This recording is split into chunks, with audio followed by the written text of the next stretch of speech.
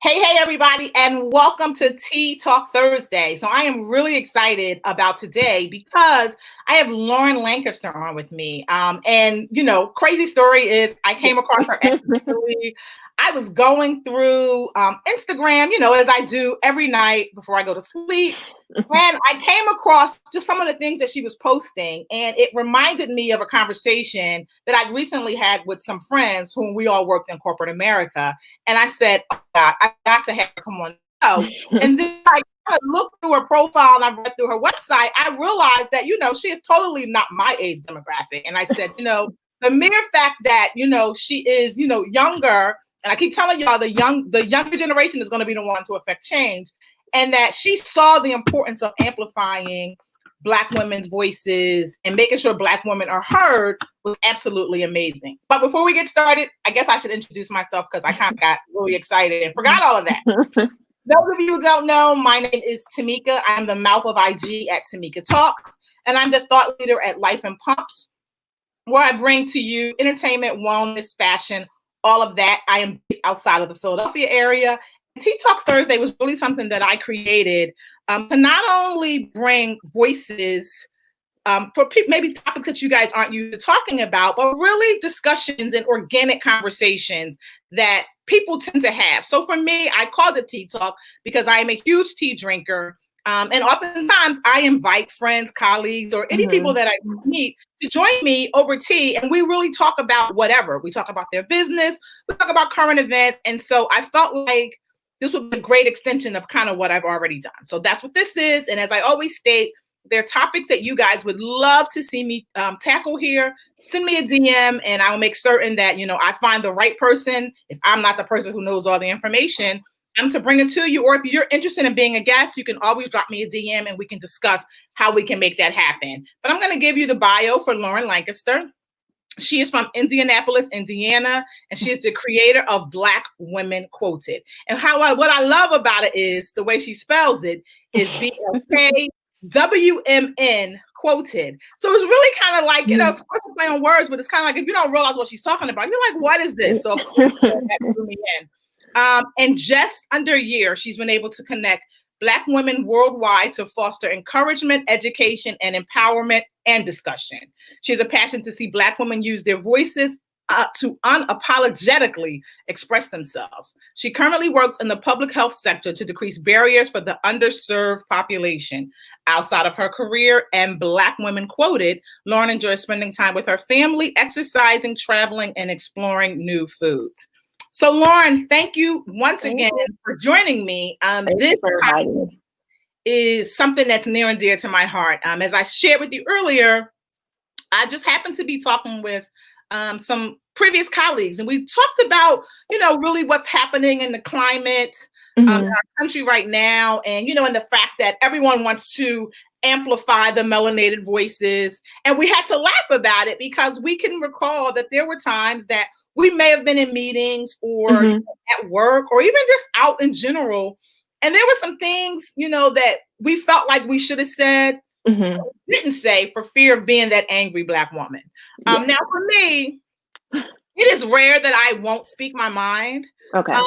But I feel like oftentimes, and probably not as many, I will stop and think about, okay, I say this, what will happen? Yeah, what are the repercussions? Yes, exactly. I feel like right now this movement is kind of on a shift where it's like, no, say what you need to say, and whatever is going to happen is going to happen. So what do you think? Is that how you're feeling right now? I think that's definitely how I'm feeling. In my post, I asked, how often are you the silent Black woman instead of being, like voices like the angry Black woman? And there were definitely a lot of Black women in there that raised their hand and was like, yes, this is me.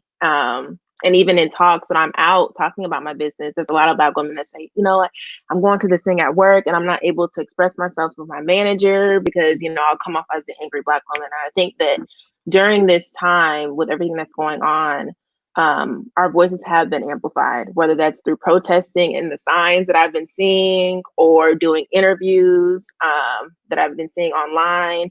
So it's definitely been great. Something that I've definitely enjoyed seeing, because I think throughout the years, Black women have just been, you need to be silent. just try, if you're in the corporate America, just try to climb up that ladder, be quiet, do what you need to do. So I'm definitely love seeing this new atmosphere. Right. I agree. I agree. It's very, it's inspiring. And like I keep telling everybody, I was like, somewhere along the lines, we messed up. And now, we have a whole generation coming behind us who's trying to fix it. And we kind of need to be there in support of this. So I guess my question to you is, for the woman who's like, yeah, that's what I want to do, but I'm not sure. What's your advice to them? I think that you have to first be real with yourself and understand and know the strength of your voice. Yes, if you speak up, you might be labeled, but you stood up for yourself. You spoke your truth. Right.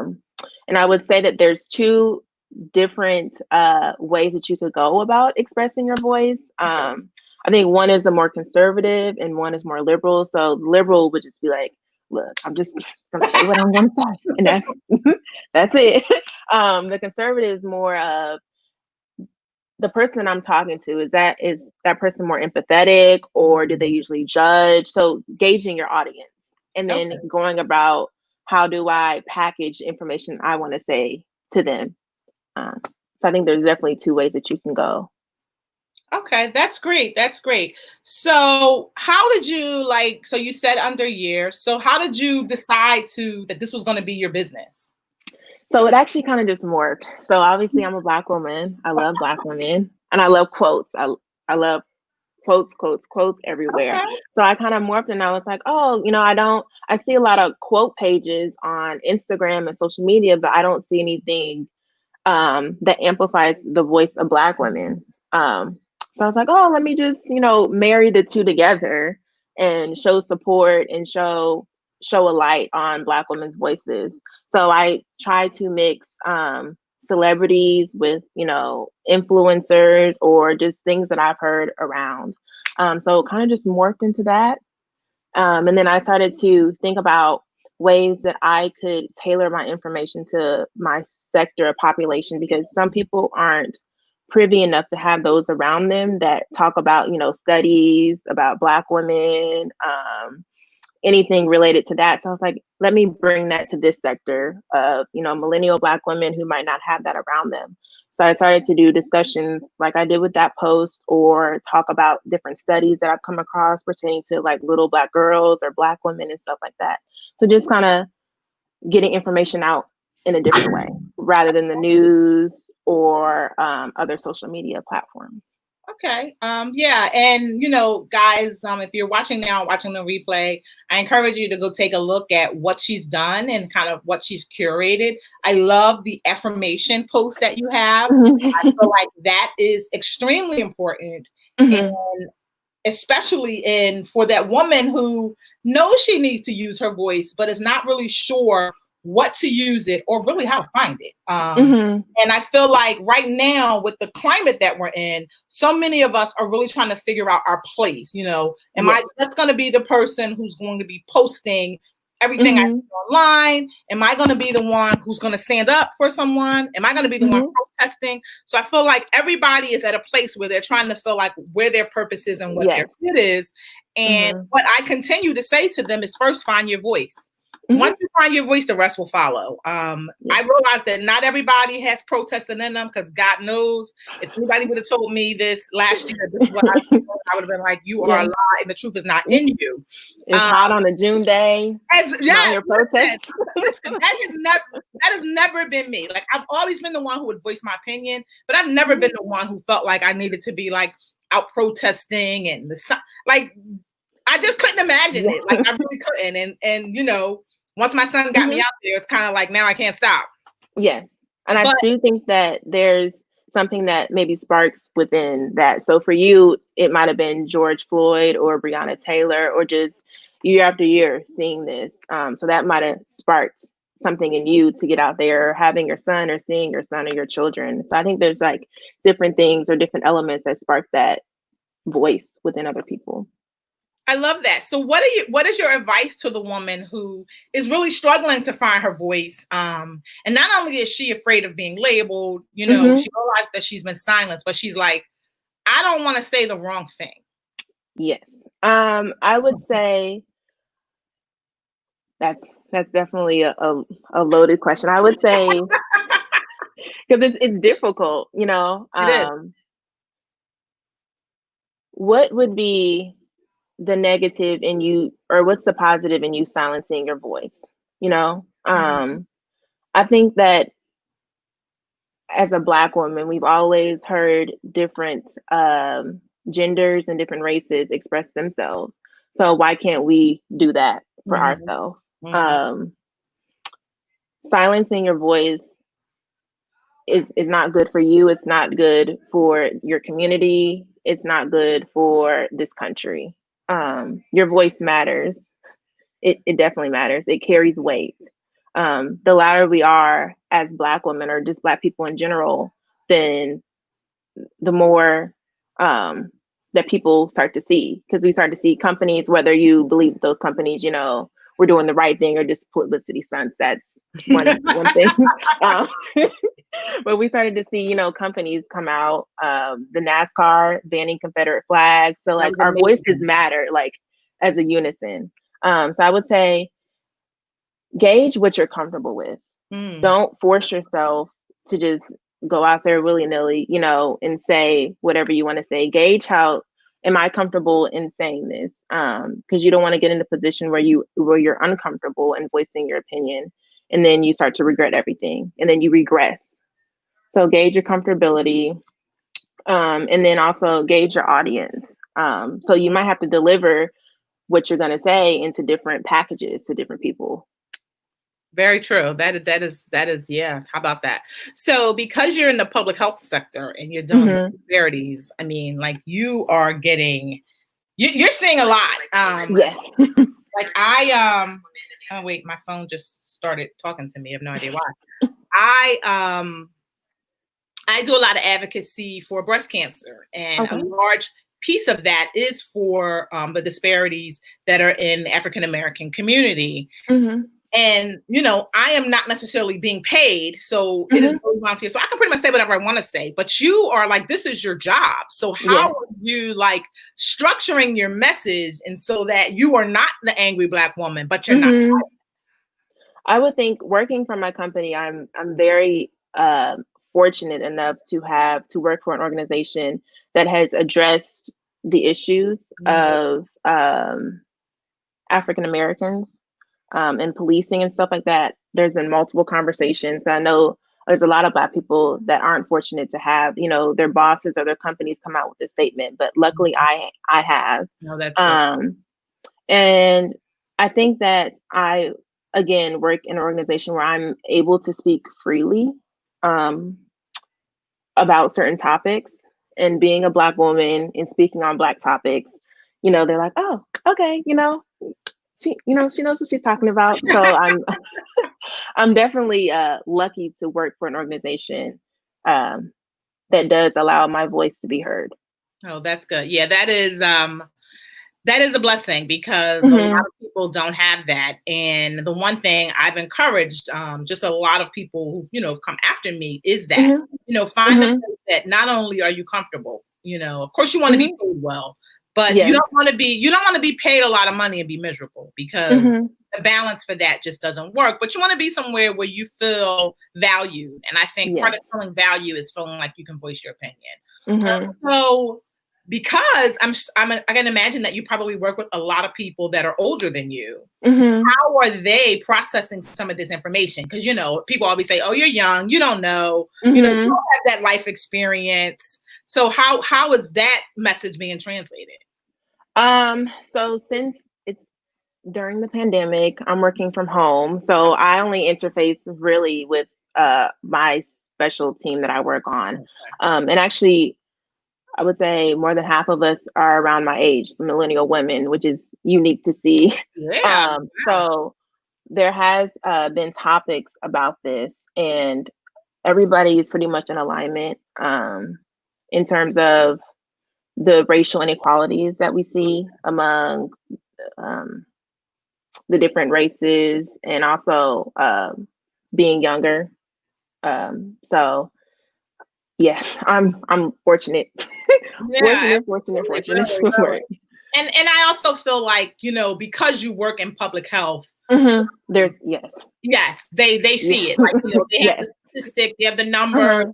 So, you know, realizing what's happening in the world, probably to Mhm. some of you was probably like, yeah, we knew this was going to happen. Because Uh-huh. at some point, you Yeah. know, people were bound to be like, enough is enough.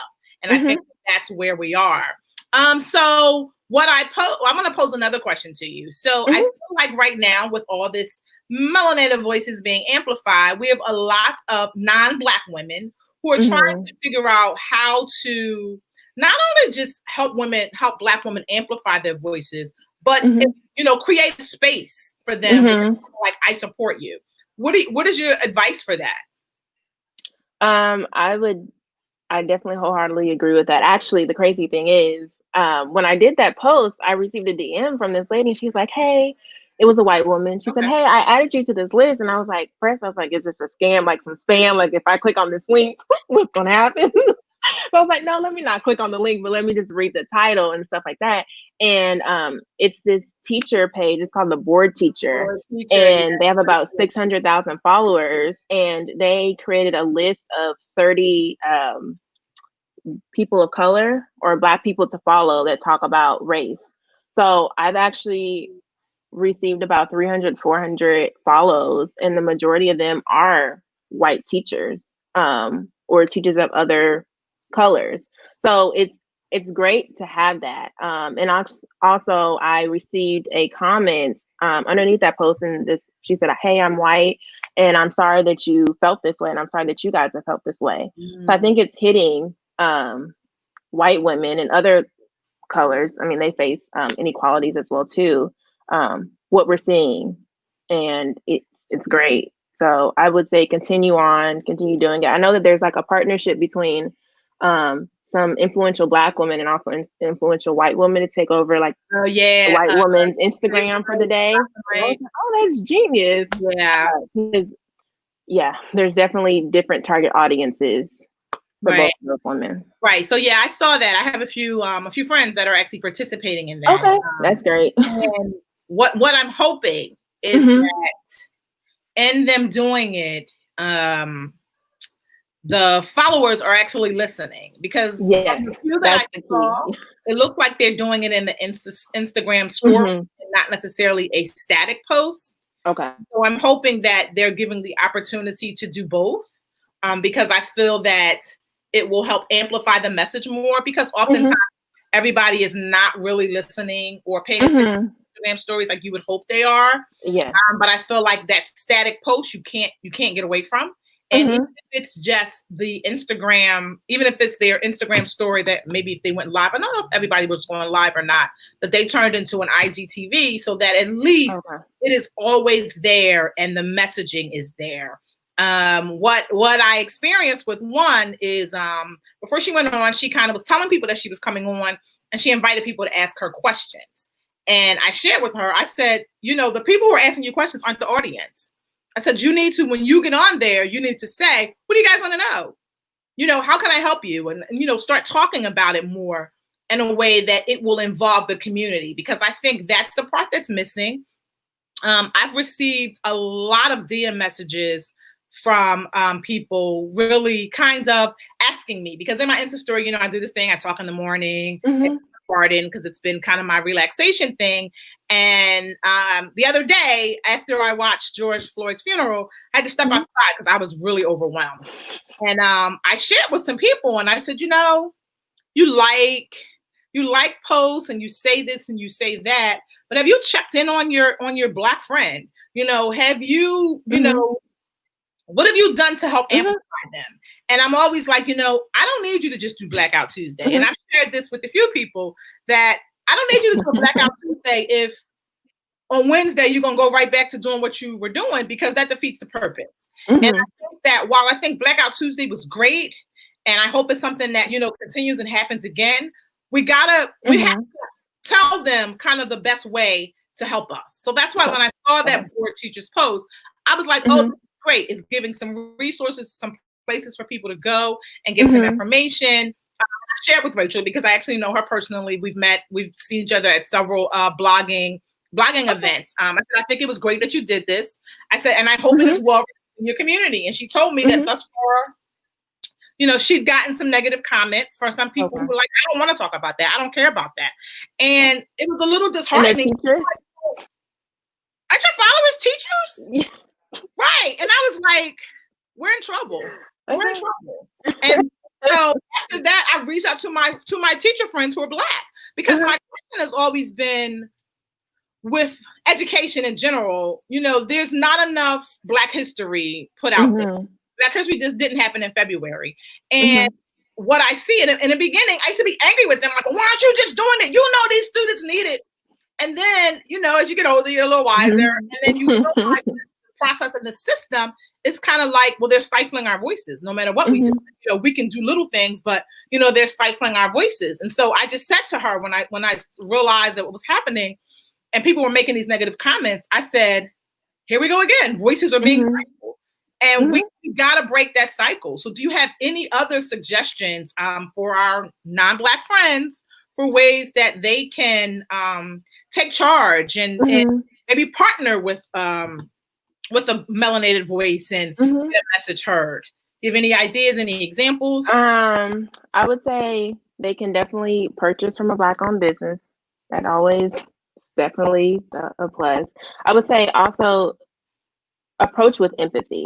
Approach with an open heart, that what they might say or what they might tell you might upset you.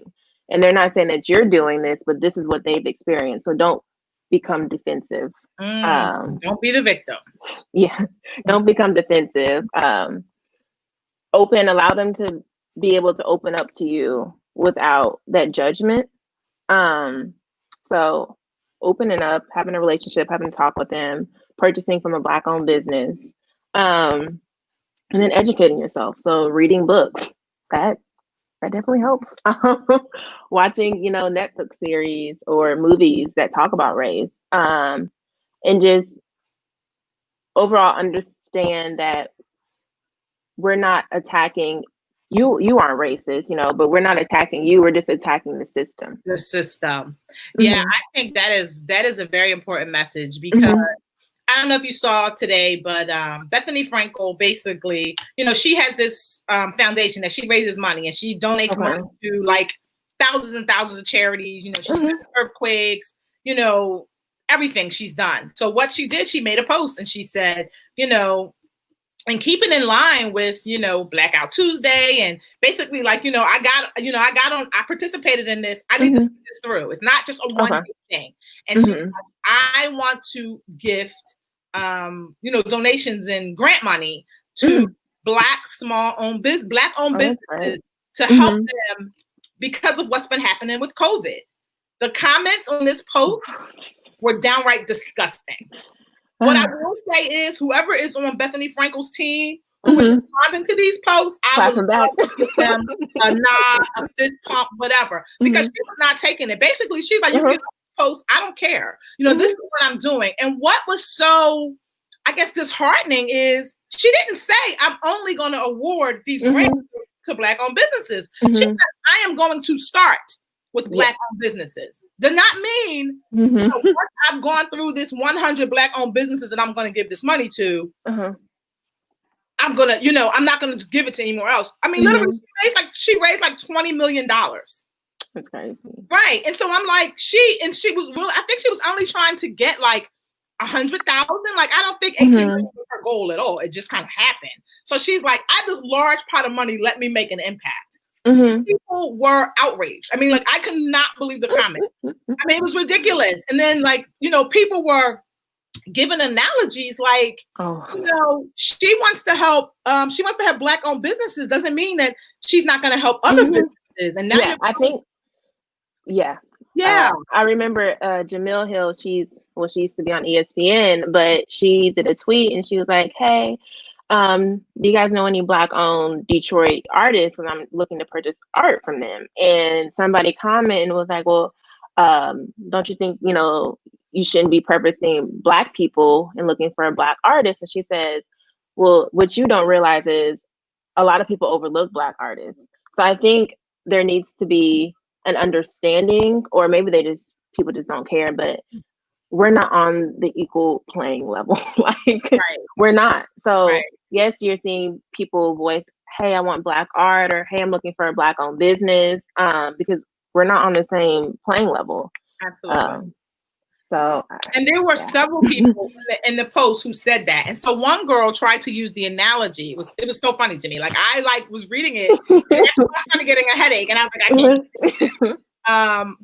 One person on the post had said something like, "You're just spreading racism because by doing that, people are going to become racist." What? I was like, so again, was it a bot? Right. Or I'm a real like, person? yeah, I'm like, I need to see, like, is this real life? Is this really happening? So we do have some comments here. Connie Gray is saying hi. Hello, Connie. How are you? Darlene is saying they don't care, and that's the sad part. You're right. I mean, like, I am looking at just comments, and I'm realizing that they just don't care. I mean, this woman has like $20 million that she wants to help businesses with. Why do you I have a question for you. Do you tend to read a lot of comments, or are you just someone that looks at the post and because of your mental clarity, you decide, hey, I'm not going to read the comments? I've done that in the past where, like, I'll be like on the local news Facebook page, and I know they post something about like Black people or, you know, whatever, people of color, and I know those comments. I just see them. I see the angry faces, and I'm like, do I want to do this to my mental health today? Do I really need this? So I do a mixture of the two.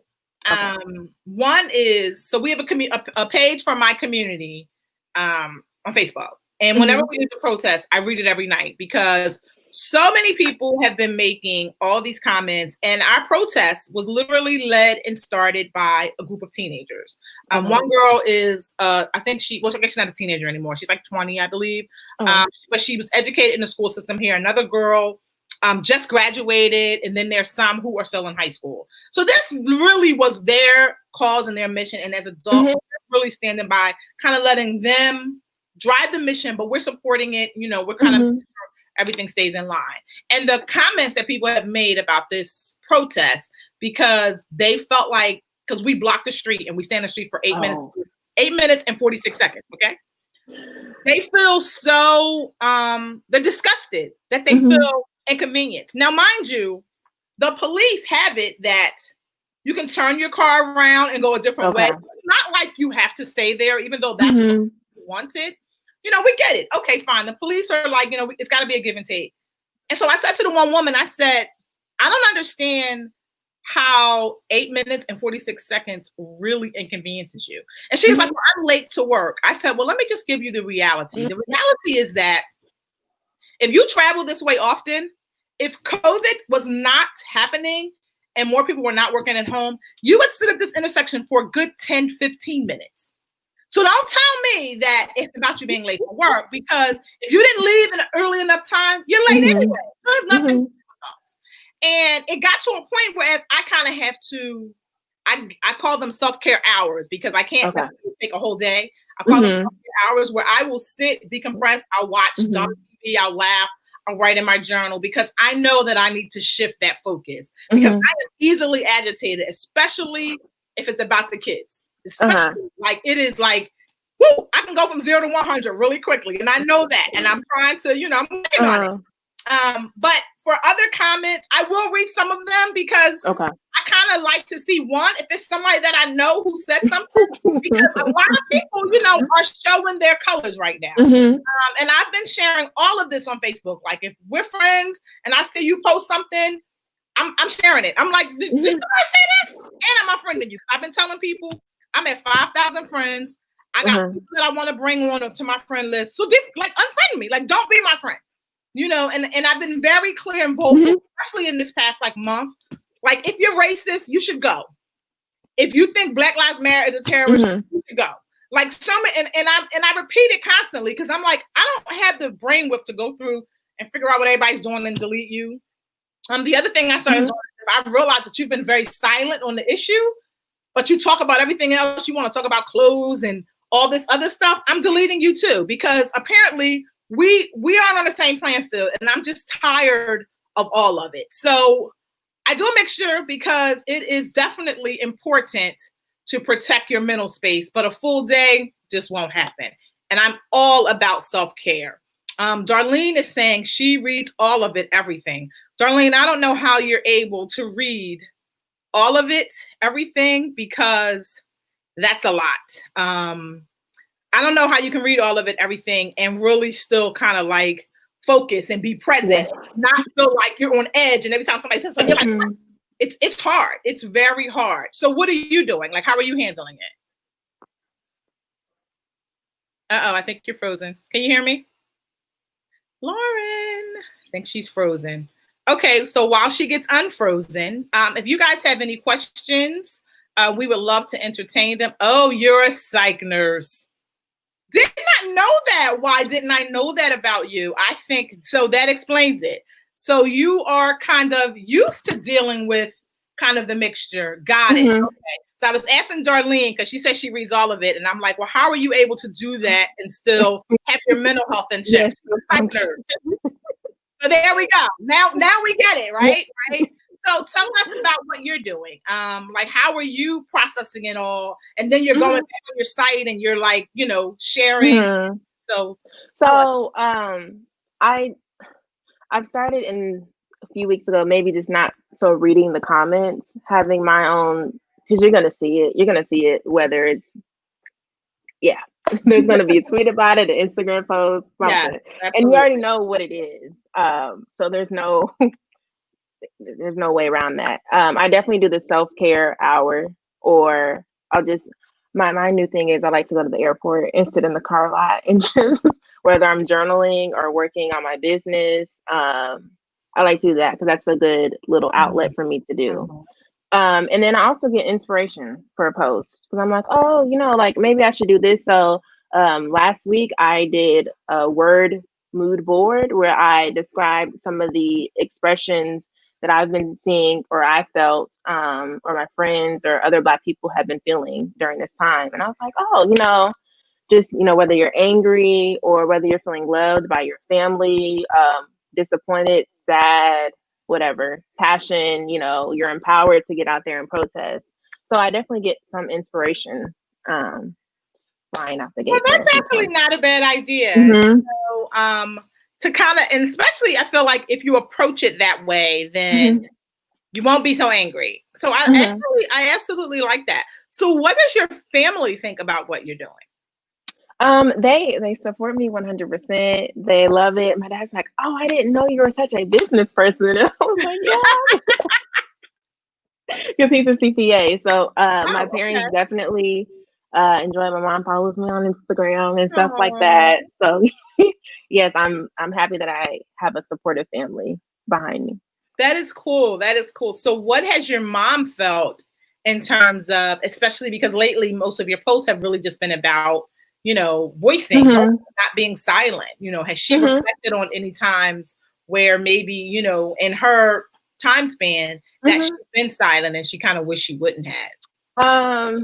Yes, I do believe so. She's definitely gone through her career working in corporate America through some situations where some things have happened. So when I was telling her about my post, because she hadn't seen the post from Monday where I was talking about, you know, how often are you silent? And she was like, oh, like I really like enjoy, like I like that, you know, we started to converse about it. So it definitely opens up the floodgates for that kind of open communication between me and her as well too. Absolutely. So what I'm hoping is, and what I share with a few other people, is that I hope that just with this whole amplifying voices, you know, they realize the importance of empowering their children to really amplify their voices and to be heard. You know, my children go to school where it's not a whole lot of people who look like them. You know, they have a really good circle that, you know, I'm sure they feel supported in. And I've shared with them, you know, if at any time someone says something that is uncomfortable, and if it gives you just the smallest inkling, you should say something to them. Because if they are your friend, they should understand and respect it. Yes. And if they get angry or come to some conclusion that is not what you were saying, then they really might not be your friend. And I feel like right now is where a lot of us are seeing who's our friend. Yeah, like it is like eye-opening, completely eye-opening. So have you experienced anything where you're like, wow, did you say that? Okay, maybe who I thought you were is not who you are. So actually, with the last election, I purged a lot of people from Facebook. I think that's also something that we can put on ourselves and challenge ourselves is if you see something that you don't like, remove that person. That clears up everything. So now my social media, Facebook and stuff like that, and Instagram is tailored towards a positive experience for me. Oh, wonderful. Because I'm in charge, I'm in charge of my joy and my happiness. So if I don't like what you're saying, then I can just simply remove you and go on about my day, Yes, absolutely. That's important. And oftentimes I feel like sometimes we feel guilty and, and recognizing that this is mine. I don't have to entertain you. No. And I won't. I mean, like I had an instance last week where there was someone who, while we weren't like friends, but we were cordial to one another. Okay. She had a situation where, I felt like people had treated her a little unfairly, and I kind of voiced it. Like, you guys are doing a lot. Chill out, calm down or whatever. And so we started talking more as a result. And I just happened to be scrolling through Facebook. Like I said, at night, it's kind of like my dump. Like, I got nothing to do. Let me scroll down or whatever. And she had just made this comment this post that was so insensitive. And it was like, my life matters or something that she had said. And I was like, am I reading this right? And so I comment. So first I sent her an inbox, okay, which is lately not me. Like, if I don't like what you say, I'm instantly on your post. Like, but I was like, you know what? Let me give her benefit of the doubt. And I instantly sent an inbox and I said, hey, did you mean to say that? Because that's a little insensitive. And I said, and it really speaks to your privilege. And she was like, privilege? I didn't grow up with any money. And so I said, clearly you don't understand. Yeah. So I left it alone. So then I saw that other people were responding and I said, okay, I'm going to give her a minute to change it up and to comment before I comment on the post. Well, she didn't. So, of course, that meant now I can't be silent. Like, I gave you a courtesy that I probably would not have said to other people. Yes. And, I got on there. I said what I needed to say. And other people were going in. And then I learned that wasn't the first time she'd done it. It was just the first time I'd seen it. Oh, okay. And it was a lot of, like, banter. And so she got angry at what people were saying and basically was like, goodbye, delete, delete. Like it's what she said, goodbye or good night or something. So then in her response to me, she said other stuff in my DMs and then she was like, I deleted it, good night. What? I was like, yeah. So she got mad because I shared the post. And gotcha. Gloves are off. I tried to be gloves on, gloves were off. And so I guess she was angry. And so what someone told me later is that somebody screenshotted my post and sent it to her. I don't care. Like, I don't care. Like if I said it, I said it. And that's what I said to her when she DM'd me and asked me why I tried to bring shame by sharing her post with my She didn't have to post it on social media. I said, girl, I said what I said is what I said to her. I said everything is public. Yeah. Right. I mean, it was a mess. It was a mess. And it just led to, me being like, I really need to examine some of these people that I can accept for. And clearly that's what really made me be like, you know what, Facebook for me, I come on here because it's not really work. I work in the social media space, but Facebook, my personal page is my personal page. I can go in there, crack jokes, whatever. And so I'm like, this here is my space. Yeah. Like I don't gotta, like I don't feel like I'm politically correct on any of the pages, but like really I can be raw here, as raw as I want to be. I'm not gonna let you change that. I don't, and so what I tell people is, you're right, this is your page. You can comment and say whatever you want, but that doesn't mean I have to see it. So that's really kind of how I've been, guarding my social media space and my mental health, because I know how quickly I can go. And it was on its way. It was really on its way. But tell me, what made you choose public health? So I've always been interested in the healthcare sector since I was a young girl. I wanted to be a doctor at first, and then I went to pharmacy, then I went to physician assistant, and then I found public health, and I like how I can approach healthcare on a macro level with different populations.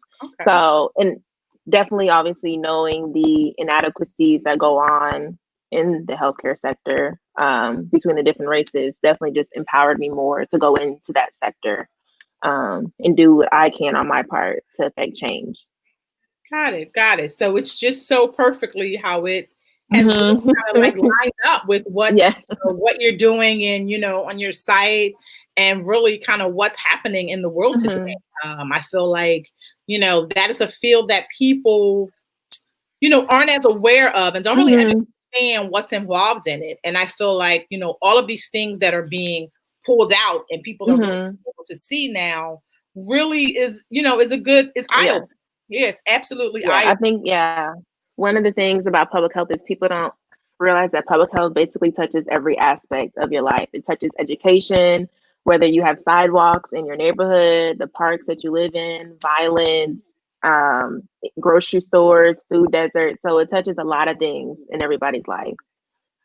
Wow. So what I'm hoping is that, one, of course, that other women who are watching this have realized, we don't have to be silent. You should use your voice and let it be heard. Of course, be mindful of what the repercussions can be, but don't let that silent you. I feel like there are ways that we can say everything to get our message across.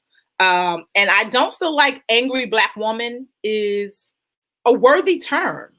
I feel like sometimes in our community, we joke about it like, yeah, I'm the angry Black woman, or, whatever that case may be, because for us, it's a joke. But I feel like for our, non-Black counterparts, they don't get the joke. For them, angry is like fearful. And it's kind of what causes them to step back. So I feel like if there was a way we could let them know, because I'm angry does not mean I'm going to bring you harm. Because I think that's also what people feel. They're like, oh my God, the angry Black woman's coming out. Like, I got to brace myself. Is she going to hit me? I can be angry without being violent. And I think that is where that whole, where the negativity behind it comes, because I'm really angry, like emotion we should express. And once we remove the stigma of what happens when you're angry, I think it'll be okay, because you can still be silent if you feel like that's what you need to be. And, like we said, not everybody is at a place where they are ready to use their voice, or even know how to use their voice. And I think that's important. And I see that Kelly is saying, yes, expressing your point of view is important. Absolutely. And it's really how you express it that probably is what makes it the biggest impact. I have a friend who works in the medical field, and what she says is, they never know I'm angry because I'm always smiling. She says, I will. I said, that's funny, because it's kind of like, I said, well, how are they receiving it? Because it might make me laugh, because I'm like, if you're cursing at me, but you're smiling, I'm like, well, is she serious? Is she sick? Like, what's happening? And it's crazy that we have to take on all these different roles just to make everybody else comfortable, when no one is concerned about making us comfortable. Yes. And, I just feel like there needs to be a class on that at college or something, something, because I feel like, we go to college, or we graduate high school, whatever your career path is, you get this job, and, I feel like we all have career goals and aspirations, and maybe we want to go to the top, but I feel like sometimes people are afraid to go to the top because of what it is. And I just wish our leaders who were at the top more would bring more people up, but also let them know it's okay to give your point of view. It's okay. I have no idea. All right. So Darlene is saying that they always try to change your character. No, ma'am. No, sir. You will not push me out of my character. Absolutely. Yes. I completely agree with that. Yes. That is exactly what it is. And that's why I'm like, well, I can be angry and not hit you. Yeah. Like, I can. I mean, like I said, I can go from 0 to 100 real quick. And I know that about me. And because I know that, I am very mindful of the hand expressions and the movement and all that. So for that reason, I know that. So I don't know. But okay, so Lisa is saying, because it's not worthy, in the angry Black woman box. Makes us eat. Yes. Yes, absolutely. Absolutely. That goes back to that empathy and understanding. Yes, absolutely. Absolutely. So to our non-Black allies, Right now we've been encouraging everybody to really read up about, just the racism and the inequality that exists. But I encourage you, when you're sitting at that table with that Black woman, ask her what she thinks. Sometimes it's just as simple as that. Like, what? And be an active listener. Listen. Yes. Just don't ask to just pass conversation. You have to be ready to listen. Absolutely. So what's next for you at Blk Wmn Quoted? So I'm definitely working on a few projects that I'm excited about. One is tailored towards children. So be on the lookout for that. Okay. So about expressing children's voices, starting out with their mothers. So I'm really excited about that project that's going to be coming out. And then just working on connecting more, having more discussion with Black women. And now that I have some allies that are following me, maybe they can bring this back, to people that they're friends with or family with. That is great. So I am looking forward to what you do with the kids, because I've been telling everybody, like, the children are the starting point. I mean, absolutely. I did my Tea Talk last week. I actually did on Sunday, where I brought in 2 teenagers, my son and another teen girl. And I just had them talk to me about how they're feeling about this whole Black Lives Matter. And it was so eye-opening. Even as a parent, like, some people didn't know, and I feel like it sparked the conversation. So I think it's great that you are doing that, because kids are often overlooked, and it's like, oh, you should be seen and not heard. But I think right now is a time that we need to hear them, because so many of, our parents have not healed from Emmett Till. I mean, literally every time I'm at a protest and there is an older person there, they bring up Emmett Till.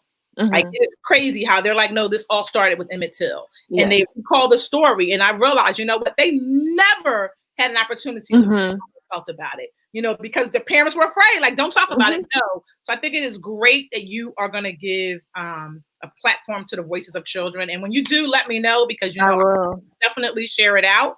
But do you have any last comments you want to share before we go? I just want to thank you for inviting me on here to talk and discuss. Yes, anytime. So once again, guys, this is Lauren Lancaster. She is with Blk Wmn Quoted. If you're on Instagram, go follow her. Even if you're not on Instagram, go check out her website.